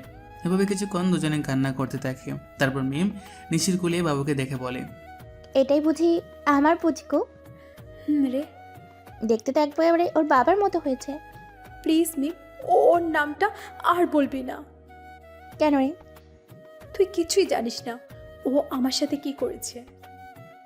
আমি সব জানি, রাজ ভাই আমাকে সব বলেছে। তারপর মিম নিশিকে সব সেদিনকার কথা সব খুলে বলে, আর কথাগুলো শুনে নিশিও কান্না করা শুরু করে দেয় আর বলে, আমি কিভাবে পারলাম ওর সাথে খারাপ ব্যবহার করতে? তাহলে কি সেই দিন ও এই কথাই বলতে এসেছিল? তুই কি বলছিস? আমি কিছুই বুঝতে পারছি না। কাইন্ডলি একটু পরিষ্কার করে বলবি যে কার সাথে খারাপ ব্যবহার করেছিস? বলছি। তারপর নিশি সেদিন ঘটে যাওয়া ওর আর রাজের সকল ঘটনাগুলো বলে। সব কথা শোনার পরে মিম বলে, যা হবার হয়ে গিয়েছে, তুই কালকে গিয়ে রাজ ভাইয়ের কাছে মাপ চাইবে। ওকে আমায় মাফ করবে? অবশ্যই করবে। আর এখন বাড়িতে যা, কাল দেখা হচ্ছে। তারপর নিশি ও তার ছেলে বাড়িতে চলে আসে। বাড়িতে আসার পর থেকেই নিশি অনেকটা খুশি, যার মূল কারণ ভালোবাসার মানুষকে ফিরে পাওয়া। নিশি ভাবতে শুরু করে দিয়েছে কালকে কি হবে, কিন্তু নিশি হয়তো এটা জানে না যে কালকে তার জন্যে কি অপেক্ষা করছে। পরের দিন সকালে নিশি একদম রাজের পছন্দ মতো সাজে। নীল শাড়ি, নীল চুড়ি, হালকা মেকআপ, কিন্তু ঠোঁটে কোনো প্রকার লিপস্টিক দেয়নি, কারণ রাজ লিপস্টিক দেওয়া পছন্দ করে না। সাজগোজ শেষে নিশি নিজেকে নিজে দেখেই লজ্জা পায়, কারণ আজ প্রায় 1 বছর ওরই ও এরকমভাবে সাজল। কিছুক্ষণ নিজেকে আয়নায় দেখার পরে নিশি অফিসের উদ্দেশ্যে রওনা দেয়। অফিসে পৌঁছে নিশি অবাক হয়ে যায়, কারণ সবাই নিশিকে সালাম দিচ্ছে, কিন্তু এসব নিয়ে নিশির কোনো মাথা ব্যথা নেই। সে শুধু তার প্রিয় মানুষটির অপেক্ষা করতে থাকলো। নিশি অফিসে এসেছে প্রায় ঘণ্টাখানেক হলো, কিন্তু এখনও রাজ আসে নাই। তাই এবার নিশির বেশ চিন্তা হচ্ছে। তাই সে ম্যানেজারের কাছে যায় আর বলে, আচ্ছা, এখনো রাজ অফিসে আসে নাই কেন? রাজ স্যার তো গত 3 দিন ধরে অফিসে আসে না ম্যাম। মানে অফিসে আসে নাই কেন? আর আপনি আমাকে ম্যাম কেন বলছেন? অফিসের বসকে ম্যাম বলবো না তো আর কি বলবো? কি বলছেন এসব? আর কে অফিসের বস? আপনি আমাদের অফিসের নতুন বস, আর এই অফিস আপনারও। আপনার ছেলের নামে রাজ স্যার লিখে গেছেন। মানে লিখে দিয়ে গেছেন? কোথায় গেছেন উনি? সেটা তো আমি জানি না। আর গত 3 দিন ধরে ওনার ফোনটাও বন্ধ দেখাচ্ছে। কি বলছেন এগুলো? ওনার ফোন বন্ধ দেখাচ্ছে কেন? আমি ঠিক বলছি। তারপর ম্যানেজার চলে যায়। ম্যানেজারের কথা শুনে নিশি ধপাস করে চেয়ারে বসে পড়ে আর ভাবতে লাগে, তাহলে কি আবার রাজকে হারিয়ে ফেলল? না, এ হতে পারে না। আমি রাজকে কিছুতেই হারাতে দিব না। তারপর নিশি অফিস থেকে বের হয়ে যায় আর ওর বাসায় চলে যায়। বাসায় গিয়ে নিজের ছেলেকে নিয়ে রাজের বাসায় চলে আসে। আর যেহেতু রাজের মা জানে যে নিশি আর রাজের একটা ছেলে আছে, তাই তিনি নিশিকে দেখা মাত্র কাছে টেনে নেয় আর বলে, কোথায় ছিলে মা? এতদিন আমাদের কথা কি একবারও মনে পড়েনি? মনে তো অনেক পড়েছে, কিন্তু আসার অধিকারটা ছিল না। হয়েছে, আর বলতে হবে না। আর এটাই কি আমার দাদু ভাই? আম্মু। তারপর সবাই মেহমেদকে নিয়ে ব্যস্ত হয়ে পড়ে। কিছুক্ষণ পর নিশি বলে, আম্মু, তোমার ছেলে কোথায় গো? ও আমাকে অনেক জ্বালিয়েছে, আজ তার বদলা নিব। মানে রাজ তোর সাথে আসে নাই? সে তো বলেছিল তোকে নিয়ে বাসায় আসবে, তাই আমি ওকে কোনো ফোন দিই নাই। ও 3 দিন ধরে আমার সাথে দেখাই করে নাই, আর অফিসেও যায় নাই, তাই মনে করলাম যে ও বাসায় আছে। বলেই নিশি আবার কান্না শুরু করলো। এখন রাজের আম্মুও কান্না করছে। তারা সবাই ভাবছে যে রাজ কোথায় গেল। অন্যদিকে রাজ লন্ডনে গিয়ে তার বন্ধুর বাসায় উঠেছে, আর আজ তার অফিসের প্রথম দিন, তাই সে অফিসের জন্য তৈরি হয়ে বের হয়ে আসে। তারপর রাজ আর ইব্রাহিম অফিসের উদ্দেশ্যে রওনা দেয়। অফিসে পৌঁছে রাজ অবাক না হয়ে পারল না, কারণ অফিসে পৌঁছে অবাক না হয়ে পারলাম না, কারণ আমাদের অফিসের বস হলো নীলা। সে আমাকে দেখা মাত্র আমায় এসে জড়িয়ে ধরে আর বলে, আরে রাজ, কেমন আছো তুমি? আলহামদুলিল্লাহ ভালোই আছি। তুমি কেমন আছো? ভালো ছিলাম না, কিন্তু এখন থাকবো। মানে তুমি কি বললে বুঝতে পারলাম না। আমি বললাম যে আমিও ভালো আছি। তা আঙ্কেল আন্টি কেমন আছে? তারাও ভালো আছে, যদিও আমি জানি না যে তারা কেমন আছে। তা কি মনে করে তোমাদের কোম্পানি ছেড়ে এখানে জয়েন করলে? এমনি গো, তেমন কিছু না। ওকে রাজ, তোমার সাথে পরে কথা হবে। এখন একটা মিটিং আছে, তাই যেতে হবে। বাই। তারপর নীলা চলে গেল। এখন আপনারা হয়তো ভাবছেন নীলাকে, আর আমি বা নীলাকে কেমন করে চিনি, তাই তো? তাহলে শুনুন, নীলা, আমি আর ইব্রাহিম একই সাথে পড়তাম, তাই এই সূত্রে আমি ওকে চিনি। আর আমি নীলাকে সবসময় নিজের বন্ধু ভাবতাম, কিন্তু একদিন নীলা আমাকে এসে প্রপোজ করে, কিন্তু আমি এসব পছন্দ করতাম না, তাই আমি ওকে নিষেধ করে দিই। কিন্তু নীলা আমায় প্রতিদিন প্রপোজ করতে থাকে, তাই আমি তাকে বলি নেক্সট টাইম যদি সে আমায় প্রপোজ করে তাহলে আমি ওর সাথে বন্ধুত্ব রাখতে পারবো না। তাই সেদিনের পর থেকে নীলা আমায় আর প্রপোজ করে নাই। এর মধ্যে আমাদের লেখাপড়া শেষ হয়ে যায়, তারপর আমি দেশে ফিরে আসি, আর বাকিটুকু তো আপনারা জানেন। নীলা যাওয়ার পরে আমি ইব্রাহিমকে বলি, কিরে এটা তো তোর কোম্পানি, তাহলে নীলা এখানকার বস কীভাবে? এটা আমার কোম্পানি, কিন্তু এর মালিক আমরা দুজন, আমি আর নীলা। তো তুই আমাকে আগে বলতে পারলি না যে এখানে নীলাও আছে? তাহলে আসতি না, তাই তো? এজন্যই তো নীলার কথা আমি তোকে আগে বলি নাই। বেশ করেছিস। এখন এখান থেকে দূর হওয়া আমার কাজ আছে। তারপরে আমি কাজ করতে শুরু করলাম। বিকালের আগেই আমার সব কাজ শেষ, তাই আমি একটু অফিসের চারপাশটা ভালো করে ঘুরে করে দেখছিলাম। তখন পিছন থেকে কেউ আমার কাঁধে হাত রাখে। তখন এই পিছনে ফিরে দিকে নীলা দাঁড়িয়ে আছে। এখানে দাঁড়িয়ে কি করছো রাজ? কিছু না, শুধু চারপাশের প্রকৃতি দেখছিলাম। ও চলো, আজ আমি আর তুমি একসাথে ডিনার করব। তা কী করে হয় বলো? সব হয়। বলে এক প্রকার জোর করে গাড়িতে বসিয়ে দেয়। কিছুক্ষণ পরে নীলা গাড়িটা একটা রেস্টুরেন্টের সামনে দাঁড় করায়, আর আমরা সেখানে ডিনার শেষ করি। ডিনার করার সময় আমাদের অনেক কথাই হয়। তারপর নীলাই আমাকে বাড়িতে পৌঁছে দেয়। বাড়িতে আসার পরে আমি সোজা ওয়াশরুমে চলে যাই, আর কিছুক্ষণ পরে ফ্রেশ হয়ে বেরিয়ে আসি। আর তখনই আমার রবির কথা মনে হয়। আর সারাদিন ওকে একবারও ফোন দেওয়া হয়নি, তাই আমি দেরি না করি ওকে ফোন দিই। কিন্তু ফোন দেওয়ার পর রবি যা বলে তা শোনার জন্য এই মুহূর্তে প্রস্তুত ছিলাম না। বাসায় গিয়ে আমি রবিকে ফোন দিই, আর ফোন ধরার পর রবি বলে, কেমন আছিস ভাই? এই তো ভালোই আছি, তুই কেমন আছিস? আমিও ভালোই আছি। আমার বাড়ির সবাই কেমন আছে? কেউ ভালো নেই। তুই যাওয়ার পরে সবাই কেমন যেন হয়ে গেছে। আর আন্টি তো তোর জন্য প্রায় পাগল হয়ে গেছে। তুই ফিরে আয় ভাই। সময় হলে আমি ফিরে আসবো। আর নিশি আর আমার বাবু কেমন আছে রে? নিশি তো? রবি নিশির ব্যাপারে কিছু বলতে যাবে, তার আগে আমি বলি, বাদ দে নিশির কথা, তুই ভালো থাকিস আর আমার পরিবারকেও দেখে রাখিস। এই কথাগুলো বলে আমি ফোন কেটে দিই। সে রাতে আমার আর ঘুম আসলো না। পরদিন থেকে আমি আবার নতুন জীবন শুরু করার ব্যর্থ চেষ্টা করি। সকালে ফ্রেশ হয়ে ইব্রাহিমের সাথে অফিসে চলে যাই, আর অফিসে পৌঁছে নীলা বলে, রাজ কেমন আছো? এই তো ভালো, তুমি কেমন আছো নীলা? আমিও ভালো আছি। কাজের চাপ বেশি দিইনি তো তোমায়? আরে না, এতটুকু কাজ করার অভ্যাস আমার আছে। ও আচ্ছা, তোমার কাজ শেষ হলে আমি আর তুমি এক জায়গায় যাব, কেমন? সেটা না হয় যাব, কিন্তু যাবেটা কোথায়? সেটা গেলেই দেখতে পারবে। বলে নিলে চলে গেল। আমি আর বেশি না ভেবে কাজে মন দিলাম, আর কাজ করতে করতে কখন বিকাল হয়ে গেছে জানতে পারি নাই। তখন হঠাৎ নীলা এসে বলল, কি গো, তোমার হলো? আর একটু আছে, তুমি দাঁড়াও। আমি আর দাঁড়াতে পারছি না, তুমি আমার সাথে চলো। আমি এই কাজটা অন্য কাউকে দিচ্ছি। বলে নীলা আমার কাজটা একজনকে দিয়ে আমাকে জোর করে বাইরে নিয়ে আসে। আমাকে বাইরে নিয়ে আসার পর নীলা বলে, তুমি গাড়িতে বসো, আমি আসছি। তারপর নীলা আবার অফিসের মধ্যে চলে যায়, আর আমি গাড়িতে উঠে বসে কিছুক্ষণ পরে নীলা বের হয়ে আসে, আর গাড়িতে উঠে গাড়ি ড্রাইভ করে। কিছুক্ষণ ড্রাইভ করার পরে আমরা একটা বড় বাড়ির সামনে এসে দাঁড়াই, আর নীলা বলে, রাজ চলো। এটা আমায় কোথায় নিয়ে এলে? ভেতরে গেলেই দেখতে পারবে। তারপর আমি নীলার পিছু পিছু ভিতরে যাই, আর ভিতরে গিয়ে আমি অবাক হয়ে যাই, কারণ ভিতরে নীলার বাবা মা বসেছিল। তার মানে এটা নীলাদের বাড়ি। তখন আমি বললাম, কেমন আছেন আঙ্কেল, কেমন আছেন আন্টি? ভালো বাবা, তুমি কেমন আছো? জি আন্টি, আমিও ভালো আছি। তারপর আরও অনেক কথা বললাম, আর খাওয়া দাওয়া ওখানেই করলাম। নীলা রাতে আমাকে ইব্রাহিমের বাসায় রেখে যায়, তাই আমিও ফ্রেশ হয়ে ঘুমিয়ে পড়ি। এভাবেই 5টা বছর পার হয়ে যায়, আর এই 5টা বছর নিশির জন্য আমার ভালোবাসা এতটুকুও কমে নাই, বরং বেড়েছে। তো প্রতিদিনের মতো আজও অফিসে গেলাম, আর অফিসে পৌঁছানোর পর নীলা আমার কাছে এসে বলল, শোনো রাজ, আমরা আগামীকাল বাংলাদেশে যাব। সেখানে একটা মিটিং আছে, আর আমার সাথে তুমিও যাবে। তাই তোমার যা যা প্রয়োজন তুমি আজ বাসায় গিয়ে প্যাকিং করে নাও। আর কাল সকালে আমাদের ফ্লাইট। ওকে ঠিক আছে। কেন জানি আমিও ওকে মানা করতে পারলাম না, হয়তো অনেক দিন পরে দেশে ফিরবো এর জন্যই। সেদিনকার মতো অফিস করে বাসায় চলে আসলাম। তারপর আমি আমার কিছু জিনিস প্যাকিং করে রাখলাম। পরদিন সকালে আমি আর নীলা বাংলাদেশে চলে আসলাম।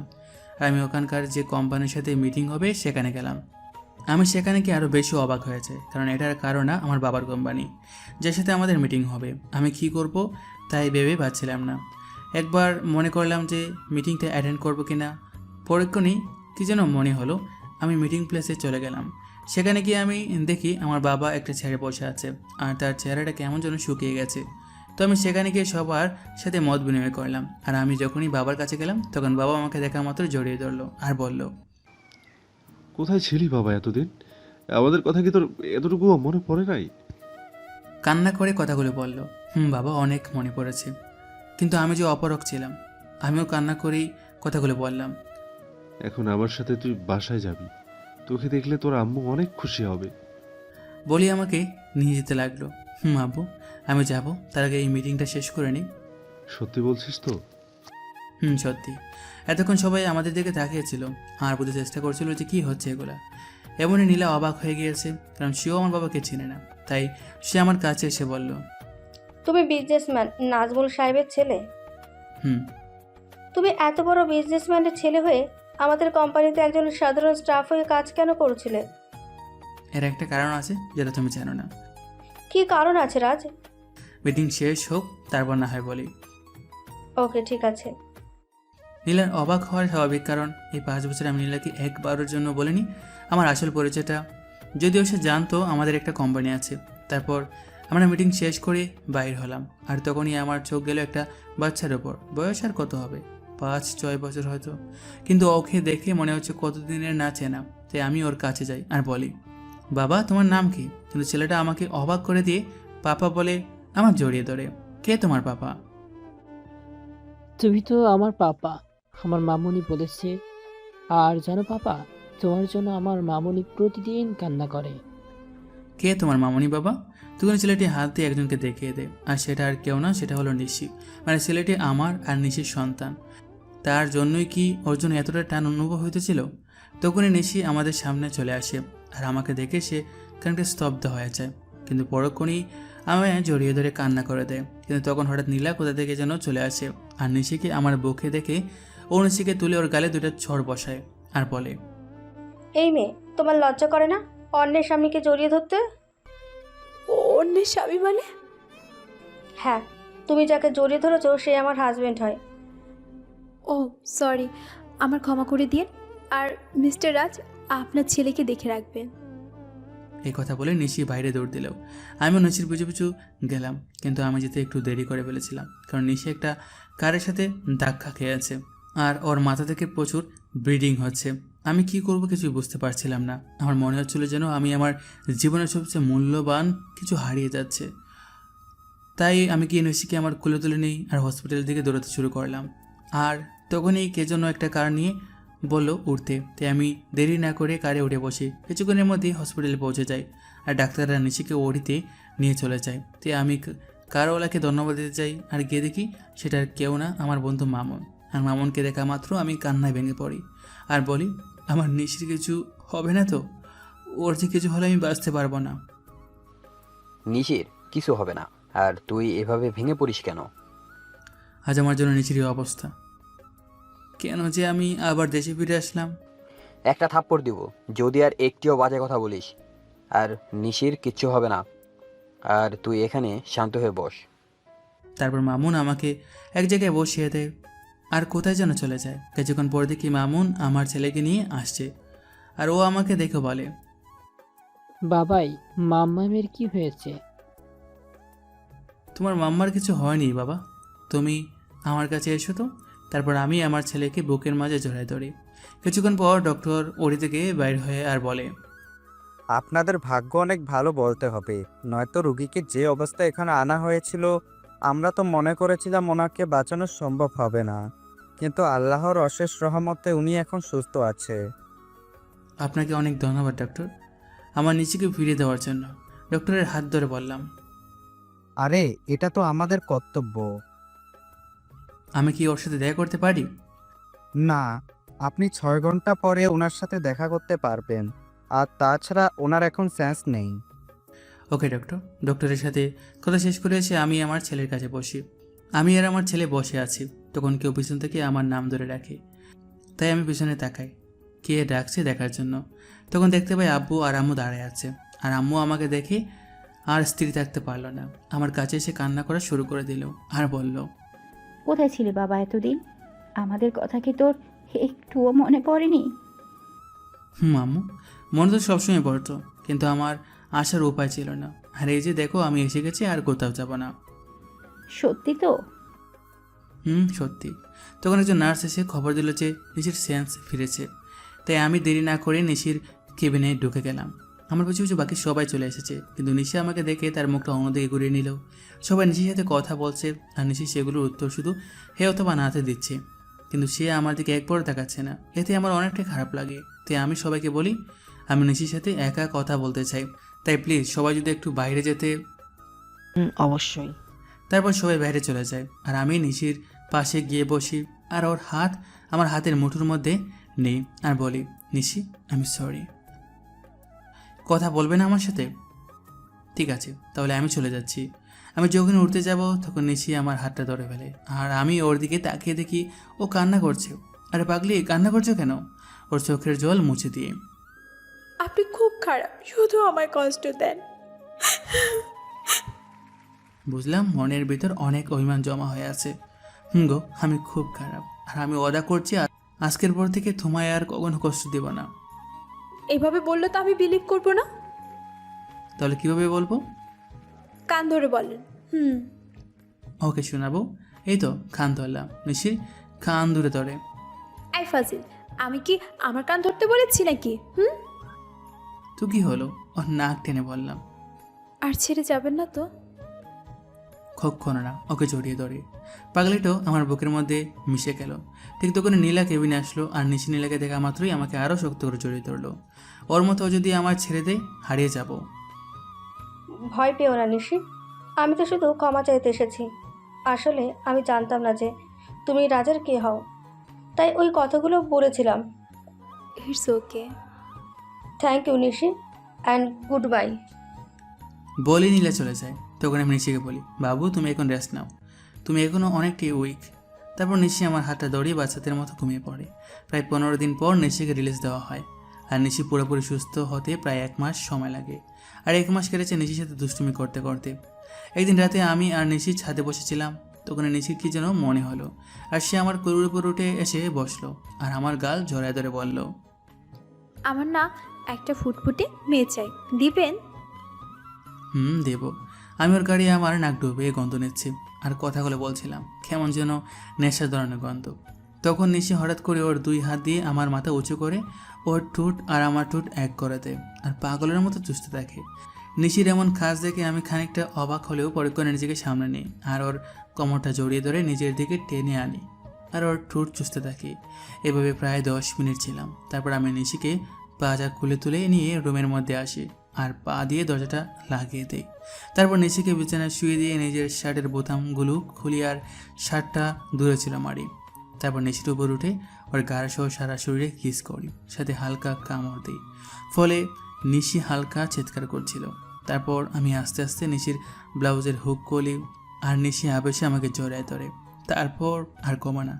সবাই নিজে থেকেই বুঝে নিয়েন গো। তো সবাই ভালো থাকবেন, সুস্থ থাকবেন। আল্লাহ হাফেজ।